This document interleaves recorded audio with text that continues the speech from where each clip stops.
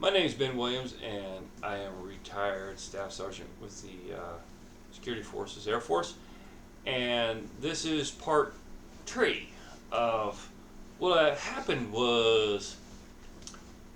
One second. Go ahead.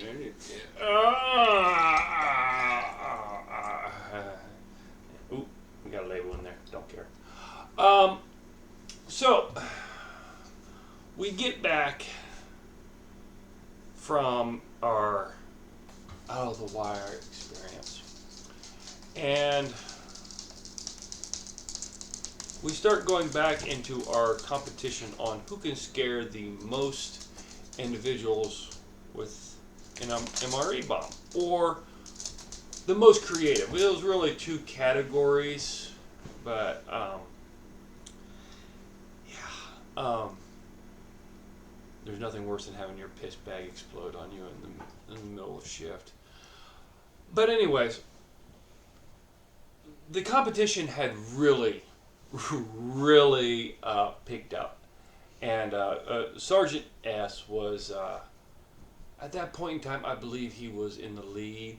There was a little bit of a debate on it whether or not TCNs counted as humans, but we kind of let it slide.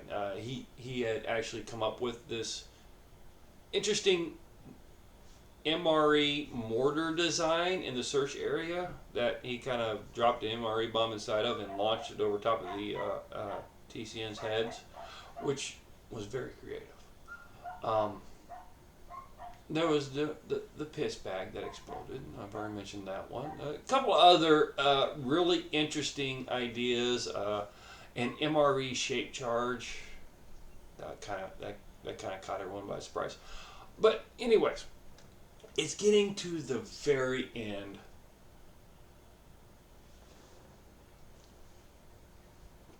of our time there, and our relief is coming on, and I'm working with this new guy, and he is it takes me probably about 5 minutes to explain the actual job out there. And after, I explain, hey, if a vehicle charges the gate, we shoot it. We kind of ran out of things to talk about. And this is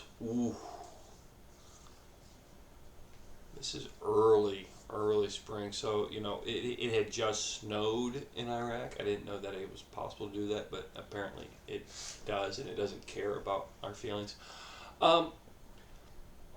So it is cold out. And it was so cold to the point where we actually started running out of kerosene for our heaters. And we were under the orders that you can't use your kerosene heaters until you can't stand it anymore. Until it's so cold that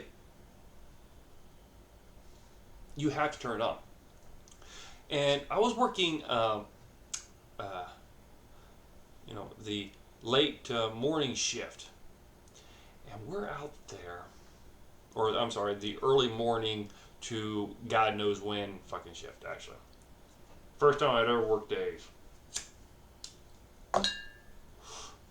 Only time I'd ever worked days. But we're out there, and I explain what we're supposed to be doing and everything else. And once I get done, there's just this silence for a little while. And finally, I hear him say,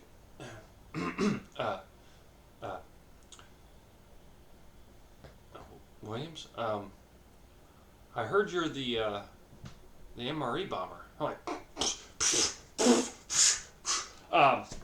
no, that's not me. Who told you that? I'm like, Sergeant S told me that. I started thinking about it. I was like, well, Sergeant S is, he's a part of this. So, all right. If Sergeant S trusts you trust you enough to explain my identity as the MRA bomber, then I was like, okay. And then he looks at me with these big doe eyes and says the following words: "How do you make an MRE bomb?" And I give him the looks like, oh, young one, we must correct this mistake in your training.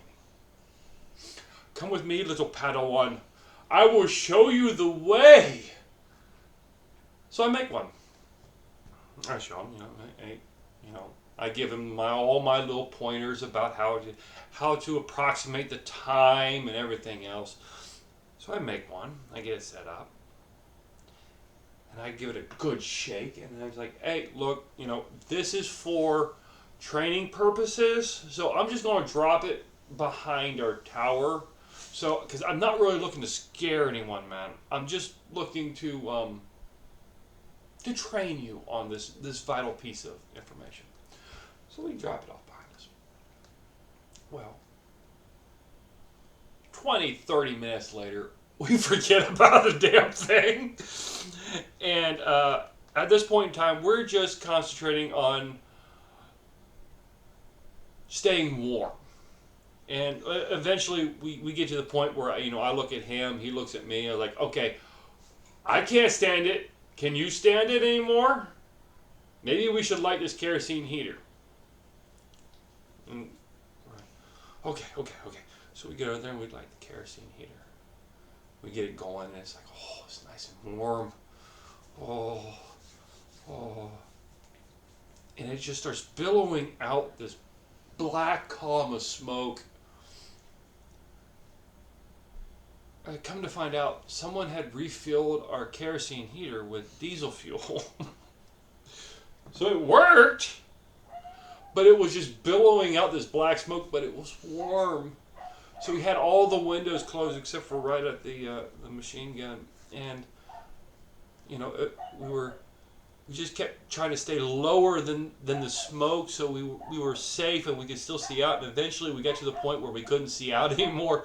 And we're like, I kind of look over at him, and he looks over at me. He's like, I can't see out. Can you? No. I was like, okay, we need to open up the windows. Let some of this smoke out. This whole time we completely forgot about,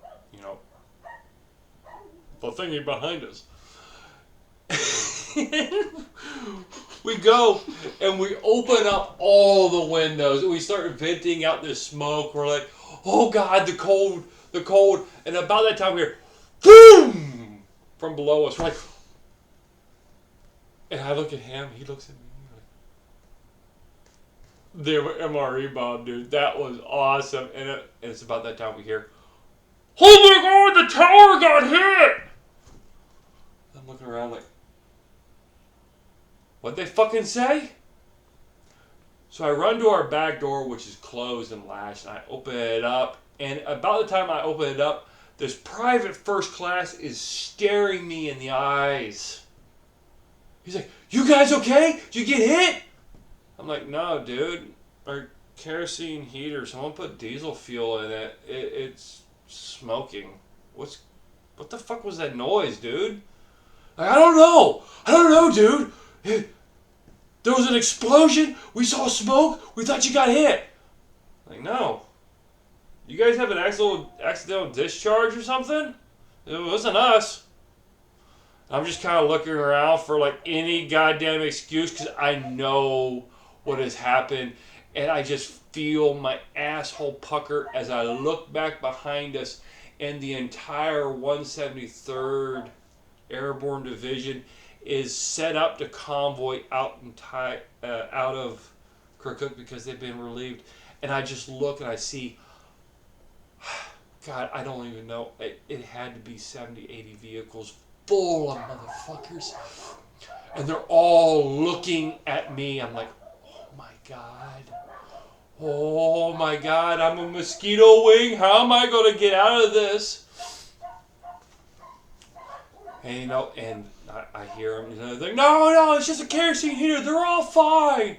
I'm like, yeah, dude, I don't know what's going on. I really don't know what's going on. And, yeah, so they start checking all of their weapons, see who had the negligent discharge.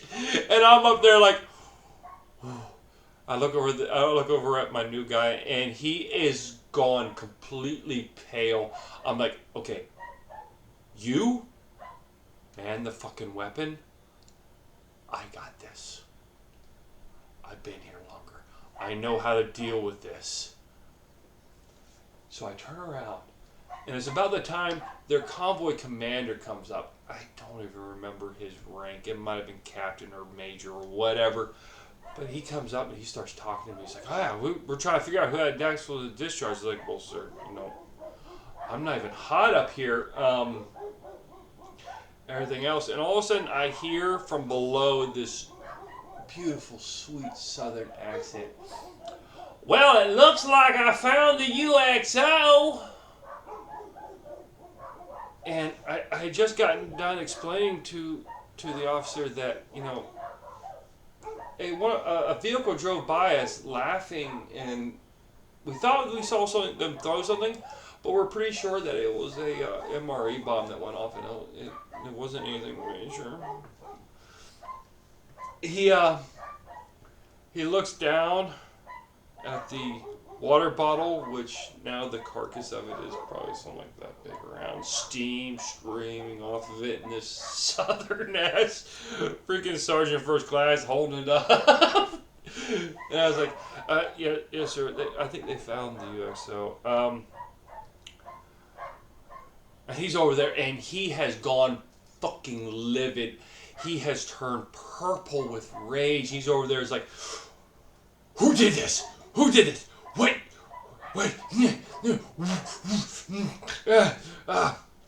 I want them over here. I want their chain of command over here. This has got someone killed. And I'm over there looking like, oh my God, it was me. How am I going to get out of it? And I just kind of I look him in the eye. Sir, I completely understand. This is completely unsatisfactory. Someone could have died because of this stupid, idiotic joke. Right now,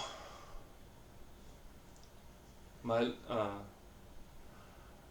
leadership is currently responding to a call, but I will definitely have them over here and explain to them what is going on, and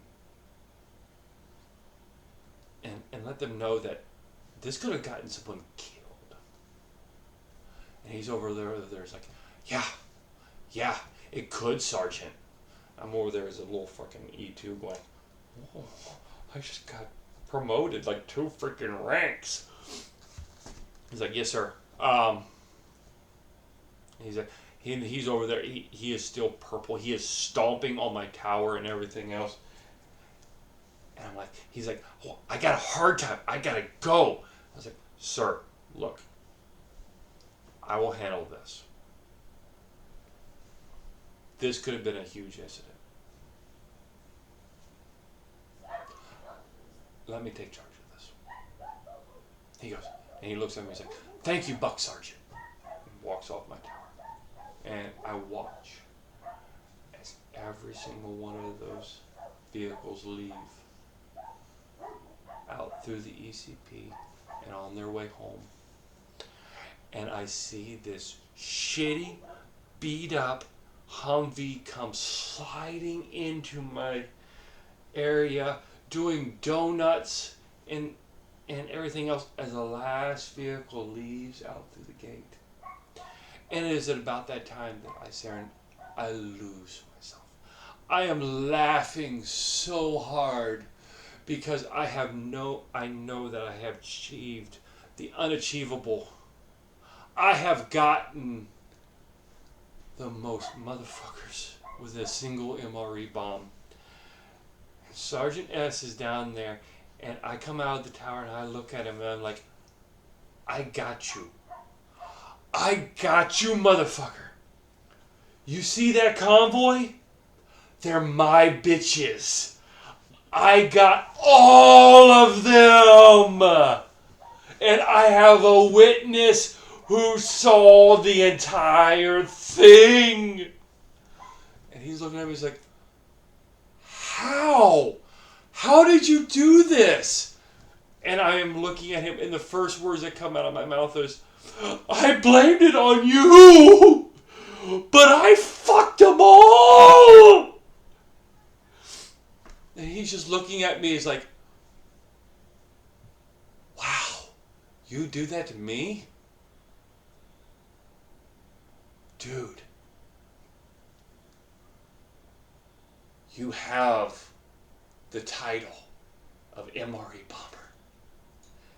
And that is how I won the title of MRE Bomber of Kirkuk, Iraq. If the 173rd motherfuckers that are out there that are still thinking that someone blew up my tower or someone accidentally shot, I am so fucking sorry.